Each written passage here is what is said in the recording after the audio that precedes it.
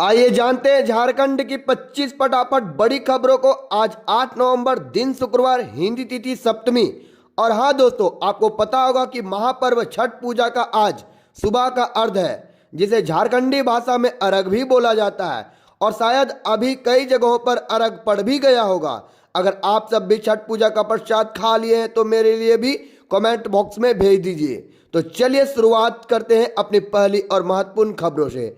अगर अभी तक आपने चैनल को सब्सक्राइब नहीं किया है तो कर लीजिए, क्योंकि आपको हर सुबह झारखंड से जुड़ी हर छोटी बड़ी खबरों का जानकारी मिलता रहेगा। चक्रवाती तूफान फिर भीषण तबाही मचाने को तैयार, 9 राज्यों में भारी बारिश की चेतावनी। दिवाली के बाद देश भर का मौसम बदल चुका है। पूरे भारत में ठंड अपना असर दिखाने लगी। इस बीच मौसम विभाग ने एक बार फिर चक्रवाती तूफान के एक्टिव होने का अलर्ट दिया। बंगाल की खाड़ी में साइक्लोनिक सर्कुलेशन बन रहा है। इसके चलते पश्चिमी विक्षोभ एक्टिव होगा और समुद्र तटीय राज्यों में भारी बारिश होगी। आंधी तूफान के साथ बिजली चमकने और ओलावृष्टि होने की भी चेतावनी दी गई। ऐसे में चक्रवाती तूफान एक बार फिर तबाही मचाने के लिए तैयार है। मौसम विभाग ने 12 नवंबर तक साउथ इंडिया और नॉर्थ इंडिया के राज्यों में बारिश होने का भी अलर्ट जारी कर दिया है। झारखंड में तेज हुआ चुनावी प्रचार। पीएम मोदी और राहुल गांधी इस दिन करेंगे जनसभा। विधानसभा चुनाव को लेकर पक्ष विपक्ष के स्टार प्रचारक झारखंड पहुंच रहे हैं। प्रधानमंत्री नरेंद्र मोदी 10 नवंबर को दूसरी बार चुनाव प्रचार के लिए झारखंड पहुंचेंगे। प्रधानमंत्री राजधानी रांची में बीजेपी प्रत्याशी सीपी सिंह के समर्थन में ओटीसी ग्राउंड से न्यू मार्केट चौक तक रोड शो भी करेंगे। पीएम मोदी इस दौरान चंदन कियारी में नेता प्रतिपक्ष अमर बावरी और गुमला में भाजपा प्रत्याशी व पूर्व सांसद सुदर्शन भगत के समर्थन में चुनावी सभा करेंगे। पीएम इससे पहले 4 नवंबर को गढ़वा और चाईबासा में जनसभा भी कर चुके हैं। वहीं कांग्रेस राष्ट्रीय नेता राहुल गांधी भी चुनावी अभियान में हिस्सा लेने झारखंड पहुंच रहे हैं। राहुल गांधी 8 नवंबर को रांची आएंगे, यानी कि आज। वह पहले सिमडेगा और फिर लोहरदगा में चुनावी सभाओं को संबोधित करेंगे। इधर भाजपा प्रधानमंत्री के कार्यक्रम की तैयारी में जुट गई है। रोड शो को भव्य बनाने की तैयारी भी की जा रही। चुनाव प्रचार को लेकर केंद्रीय मंत्री गृह अमित शाह ने 9 और 11 नवंबर को झारखंड भी आ सकते हैं। इसको लेकर पार्टी की ओर से कार्यक्रम भी तेज कर दिया गया है। अमित शाह का 9 नवंबर को जमशेदपुर व हजारीबाग में पदयात्रा कार्यक्रम तय किया गया है। वह 11 नवंबर को सरायकेला के साथ साथ एक अन्य स्थान पर कार्यक्रम तय करने की भी तैयारी की जा रही है। इससे पहले अमित शाह भाजपा प्रत्याशियों के समर्थन में झारखंड में 3 चुनावी सभाओं को संबोधित भी कर चुके हैं। जिन भी लोगों का सहारा कंपनी में पैसा डूबा है, उनके लिए बहुत अच्छी खबर है। झारखंड में बीजेपी का बड़ा घोषणा बन सकता है ये गेम चेंजर। एक समय था जब सहारा समूह देश के शीर्ष उद्योगों में से एक था। सहारा एयरलाइंस, सहारा मीडिया, सहारा होम से लेकर कई क्षेत्रों में सहारा ग्रुप का दबदबा भी था। सहारा द्वारा एक चिट फंड योजना भी शुरू की गई, जिसमें करोड़ों भारतीयों ने अपनी मेहनत की कंपनी में निवेश की। इस योजना में निवेश करने वालों में समाज के सबसे गरीब तबके लोग शामिल थे, जो नियमित रूप से हर दिन अपनी कमाई से 10 रुपये से 100 रुपये की छोटी पूंजी निवेश करते थे, ताकि उन्हें बेहतर रिटर्न मिल सके और अपना भविष्य सुरक्षित हो सके। लेकिन इसके अलावा जब सहारा ग्रुप ने इन निवेशकों के पैसे लौटाने से इनकार कर दिया, तो सहारा की मुश्किलें बढ़ने लगी और सुप्रीम कोर्ट ने सहारा के खिलाफ शिकंजा और कार्रवाई शुरू कर दी। सुप्रीम कोर्ट ने निवेशकों को 24,000 करोड़ रुपये लौटाने का निर्देश दिया। 4 मार्च 2014 को सहारा के श्री सुब्रत राय के निवेशकों को भुगतान करने में विफल रहने के कारण जेल भी भेज दिया, जिसके कारण सहारा समूह की लगातार गिरावट जारी रही। अब मोदी सरकार की ओर से घोषणा कर दिया गया है कि सहारा के चिट फंड में निवेश करने वालों को पूरा पैसा वापस किया जाएगा। इसके लिए सरकार की ओर से पूरा खाका तैयार किया गया और लोगों को तय समय सीमा के भीतर रिफंड करने के लिए भी आवेदन करने को कहा गया। बीजेपी ने खुलेआम दावा किया कि सहारा के निवेशकों की पाई पाई पैसा लौटा दी जाएगी। झारखंड में पार्टी ने इस मुद्दे को अहम चुनावी वादे के तौर पर प्रचारित किया। ऐसे में माना जा रहा है कि झारखंड चुनाव में बीजेपी को इसका बड़ा फायदा हो सकता है और यह बीजेपी के लिए गेम चेंजर भी साबित हो सकता है। चंपई सोरेन के एक पोस्ट ने बढ़ाई सियासी हलचल, मंडल मुर्मू के बीजेपी में शामिल होने की बताई वजह और जेएमएम को घेर लिया। झारखंड में चुनावी माहौल अपने सबाब पर है। इसी बीच पूर्व सीएम और बीजेपी नेता चंपई सोरेन के एक पोस्ट ने राजनीतिक गलियारों में हलचल तेज कर दी।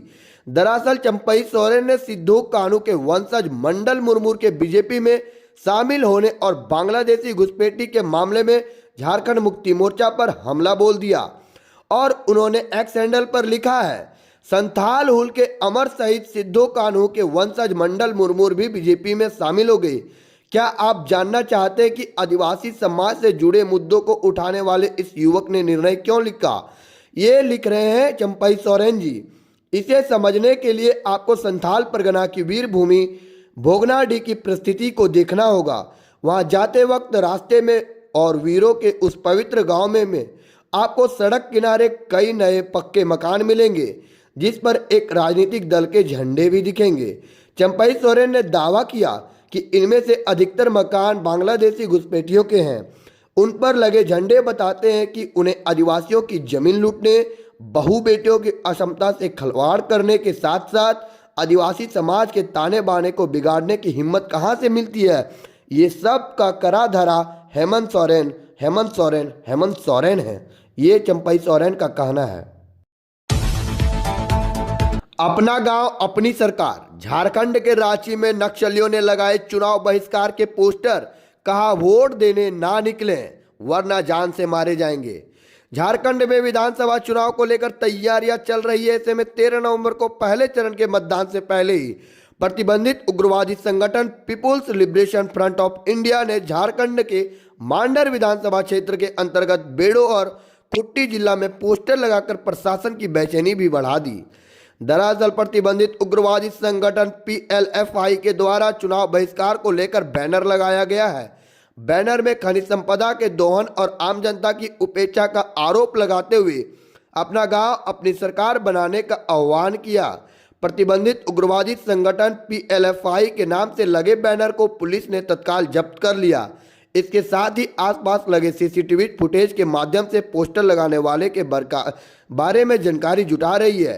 रांची जिले के मांडर विधानसभा क्षेत्र के अंतर्गत बेड़ो थाना के यूको बैंक के समीप फल दुकान के पास पीएलएफआई उग्रवादियों के द्वारा पोस्टर लगाया गया, जिससे भारतीय जन मुक्ति मोर्चा केंद्रीय कमेटी के नाम से लगाया गया है। हालांकि बैनर लगे होने की सूचना मिलते ही पुलिस ने तत्काल बैनर को जब्त कर लिया और बैनर को लाल कपड़े से बनाया गया था और लाल रंग से ही लिखा गया था। हालांकि पुलिस कई बिंदुओं पर जांच कर रही है। पुलिस का मानना है कि कोई शरारती भी हो सकता है और पुलिस इसे कई मायनों पर उचित भी मायने पर ले रही है और यह पुलिस जांच कार्रवाई शुरू कर दी है।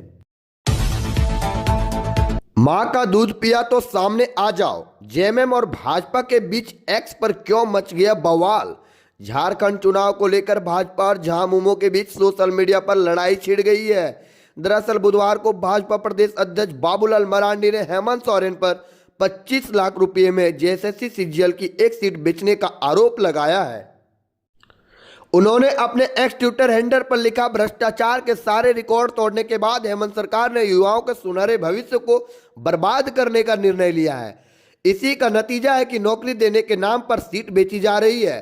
छात्रों के भविष्य और सपनों की कीमत लगाकर हेमंत सोरेन एवं उनके सहयोगी अपना पेट भरने में मस्त है। एक एक सीट के लिए 25-25 लाख रुपए तक की बोली लग रही है। इस पोस्ट पर सीएम हेमंत सोरेन ने टैग करते हुए जवाब दिया।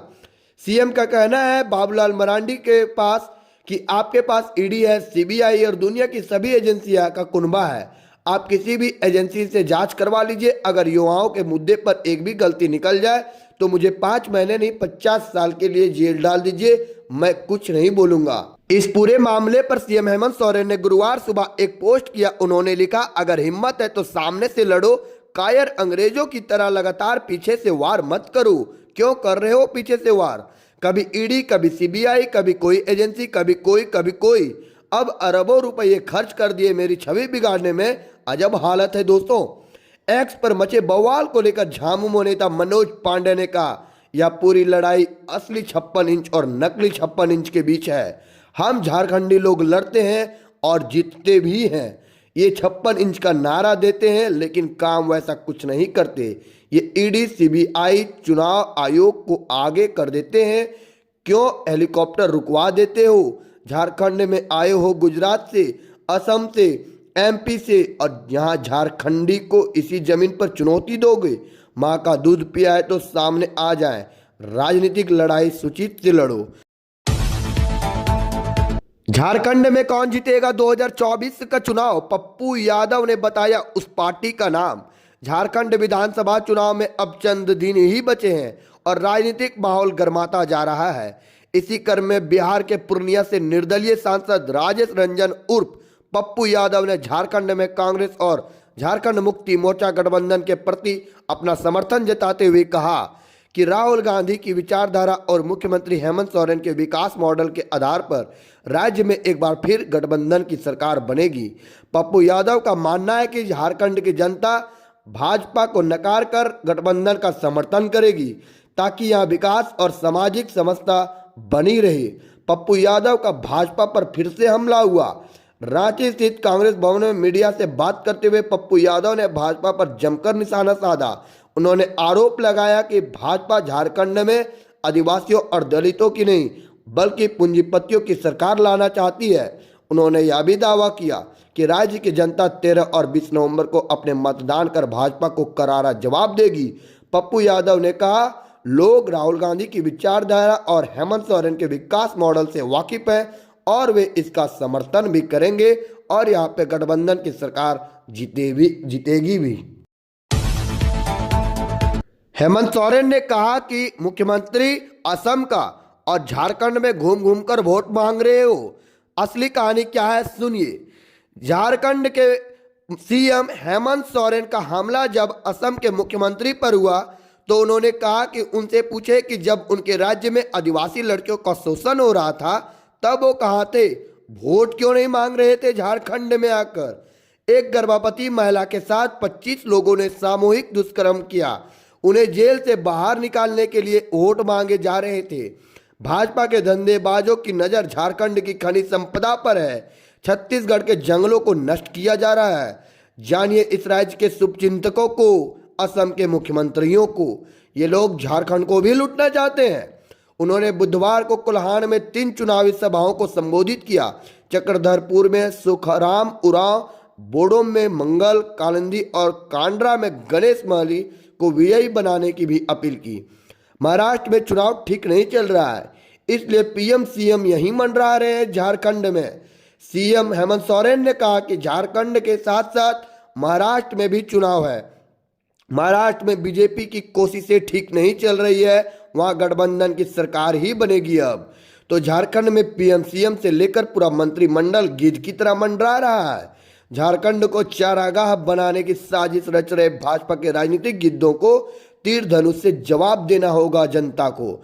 उन्होंने बीजेपी पर निशाना साधते हुए कहा कि बीजेपी आदिवासियों और आदिवासियों को उनकी जमीन से उजाड़ना चाहती है। भाजपा झारखंड के जानी दुश्मन है। झामुमो चीन की दीवार की तरह है जिसे कोई पार नहीं कर सकता। जो कोई चढ़ेगा वह नष्ट हो जाएगा। श्री सोरेन ने कहा कि भाजपा की मंशा झारखंड में सरकार गिराकर झामुमो को बर्बाद करने की है। इसके लिए उन्होंने साजिश के तहत मुझे जेल भी भेजा, लेकिन उनकी मंशा विफल हो गई।